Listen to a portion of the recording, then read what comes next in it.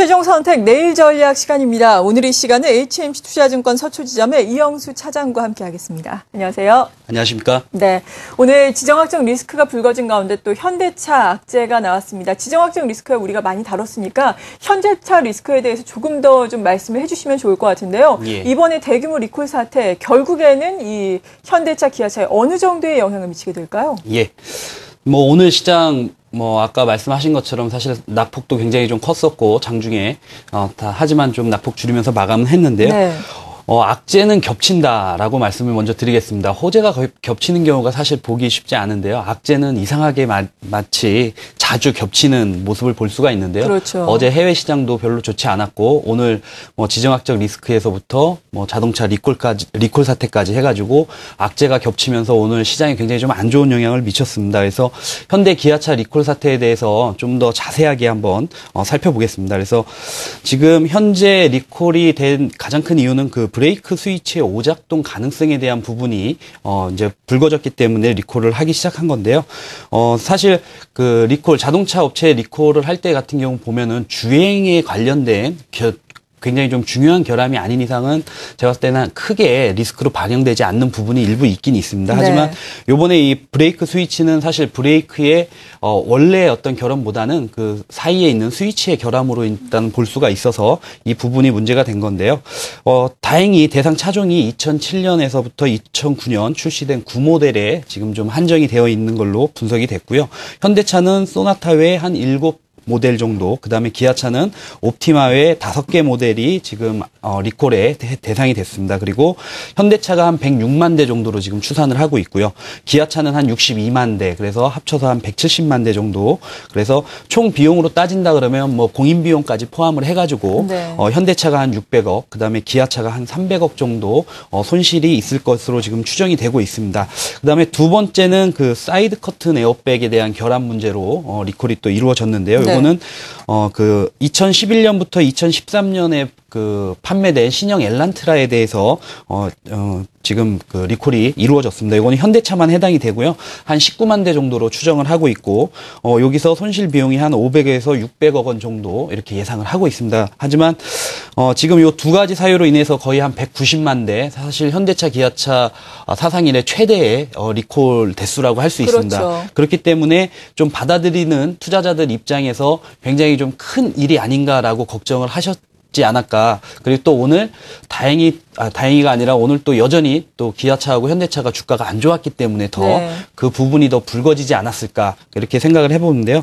일단은 대수가 사상 최대인 점은 맞습니다. 하지만 그 연비 이슈에 이어서 이제 연달아서 악재가 나왔기 때문에 좀 더 크게 반영이 되는 것이 아닌가라는 생각을 좀 해볼 수 있고요. 하지만 단기 투자 심리적으로는 당연히 부정적입니다. 굉장히 좀 부정적이고 오늘 또 시장도 굉장히 안 좋았기 때문에. 하지만 자동차 업종은 과거에 이제 불과 작년 하반기만 해도 환율 때문에 굉장히 큰 리스크로 다가왔었는데요. 오히려 지정학적 리스크로 인해서 지금 환율이 올라가는 부분이 자동차 업체에는 또 호재가 될 수 있는 부분이 분명히 있습니다. 그래서 그 부분을 조금 환율 흐름에 대해서 주목을 할 필요가 있지 않느냐, 이렇게 좀 달리 한번 볼 수 있는 관점이 있고요. 그다음에 비용이 생각보다 그렇게 크지는 않다라고 말씀을 드리겠고, 그다음에 요거와 관련된 1분기 충당금을 쌓게 되면 영업이익률이 한 0.3% 정도 인하되는 그 영향이 있을 것 같습니다. 그래서 생각보다 그렇게 큰 영향은 아니다. 그리고 정지등 스위치라든가 이런 것 같은 경우는 국내 및 중남미의 리콜 경험이 이미 있었고요. 주가의 영향에도 사실 크게 없었습니다. 과거에도. 그리고 사이드 커튼 에어백 같은 경우는 현대 기아차뿐만 아니라 거의 외국 업체들도 거의 공통적으로 갖고 있는 아직까지는 좀 기술적인 한계가 있는 좀 부분이기 때문에 현대차만의 문제는 아니다. 현대차가 기술이 부족해서 꼭 발생하는 리콜 사태는 아니다라고 말씀을 드리겠습니다. 그리고 최근 미국에서 그 리콜이 이제 분명히 있었죠. 도요타나 혼다 같은 경우도 굉장히 큰 리콜 사태가 있었는데 생각보다 주가에 그렇게 큰 영향을 주지 않았다. 물론 단기적으로 조금 빠지긴 했지만 오래지 않아서 주가가 회복하고 다시 상승하는 모습을 보여줬기 때문에 우리 현대차, 기아차 문제도 생각보다 그렇게 크게 받아들이실 필요는 없지 않나. 하지만 오늘 시장 흐름에서 봤을 때는 분명히 그 부분 때문에 추가적으로 조금 더 하락한 부분은 분명히 있지만 아주 걱정할 그런 사태는 아니다라고 말씀드리겠습니다. 네, 예. 그렇죠. 또 오전에 어떤 애널리스트가 짚어주는 바에 따르면 인명피해가 없었다는 점도 예. 또 우리가 좀 안심하면서 볼만한 점이다라고 짚어주시더라고요. 예, 아무튼 결과적으로 보자면 리콜 악체 장기적으로는 큰 타격이 될 만하지는 않다. 영업이익률 물론 하락을 하겠지만 좀 미미한 수준이다라는 말씀이신 거죠? 예, 맞습니다. 네, 잘 알겠습니다. 또 이런 가운데 앞서서 저희가 또 수급도 짚어드린 것처럼 이런 가운데서도 물론 현대차, 기아차 오늘 5% 그리고 3% 하락은 했습니다. 하지만 각각 또 외국인은 기아차를 순매수 1위 종목으로, 기관은 현대차를 순매수 1위 종목으로 또 올려놓았다는 점도 우리가 눈여겨봐야 할 사항이 아닌가 싶습니다. 이렇게 현대 기아차의 리콜 악재에 대해서 오늘 좀 자세한 내용 짚어봤고요. 시장이 아무튼 하락은 했습니다. 저점 대비해서 올라온 점은 다행인데 그래도 외국인은 큰 폭으로 순매도를 했거든요. 좀 불안한 양상을 보여줬는데 내일장은 어떻게 전망을 하세요? 예. 지금 사실 대북 리스크가 생각보다 좀 크게 좀 받아들여지고 있습니다. 네. 왜냐하면 그 전까지 설마 아니면 큰 일이야 있겠느냐라는 시장 분위기가 있었기 때문에 약간씩의 리스크는 있었지만 그래도 시장에 크게 영향을 주지 않고 오는 모습이었는데요. 이상하리 많지 어제부터 북한 리스크가 좀 이렇게 갑자기 커지는 모습이 좀 그렇죠. 나타났습니다. 그래서 시장에서 받아들이는 분위기가 오늘 좀 굉장히 좀 안 좋았고요. 또 가장 큰 그게 또 다가올 수밖에 없었던 게 오늘 외국인 매도가 굉장히 또 컸습니다. 선물 매도뿐만 아니라 네. 규모가 굉장히 컸기 때문에 더 불안감을 만드는 그런 모습이었습니다. 하지만 다행히도 기관에서 어김없이 전 기관이 공이 오늘 그 자금을 매수를 하면서 지금 시장 방어는 했지만 사실 좀 역부족인, 그래서 지수가 하락하는 부분은 어쩔 수 없었는데요.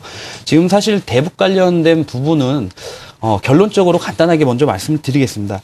굉장히 판단하기 힘든 변수이기 때문에 사실 고민을 해도 네. 답이 안 나오는 분야입니다. 그렇죠. 우리나라의 대북 관련 전문가들이 한 30여 분 박사학위를 가지고 계신 분들이 있는데요.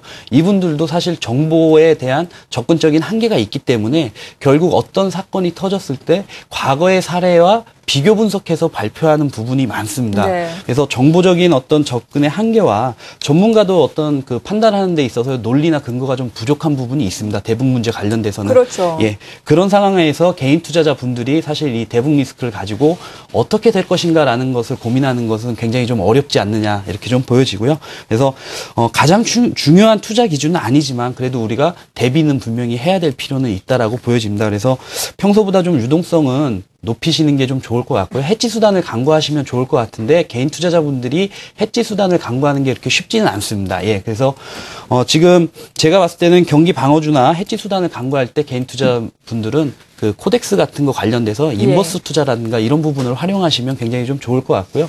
북한 이슈하고 주가 변동 관련돼 가지고는 뭐 제가 준비해온 자료가 있었는데요.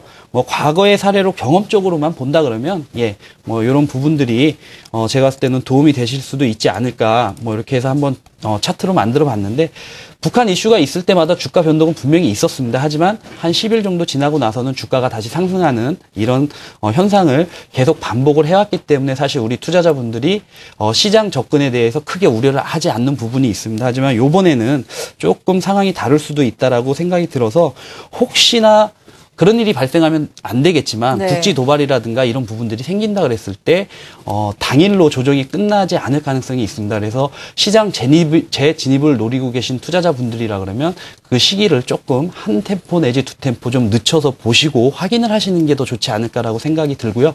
그런 일이 개인적으로 좀 있지 않기를 바라면서 시장의 변동성에 대한 부분은 제가 봤을 때 지금 북한의 어떤 입장으로 봤을 때는 생각보다 그렇게 큰 일이 일어날 가능성은 적다라고 말씀을 드리겠습니다. 네, 물론 과거의 사례에 비춰봤을 때 지정학적 리스크는 단기적인 리스크에 그쳤지만 이건 정말 뭐 어떤 일이 일어날지는 모르는 상황이기 때문에 일단은 우리가 뭐 경기 방어지라든지 여러 가지 뭐 인버스 이런 네. 전략을 통해서 해지 수단을 마련하는 것이 좋겠다라는 말씀이시네요. 네, 잘 알겠습니다. 오늘 여기까지 또 정리를 해보겠습니다. HMC 투자증권 서초지점의 이영수 차장과 함께 주요 이슈들 점검하면서 투자 전략 세워봤습니다. 감사합니다. 예, 감사합니다.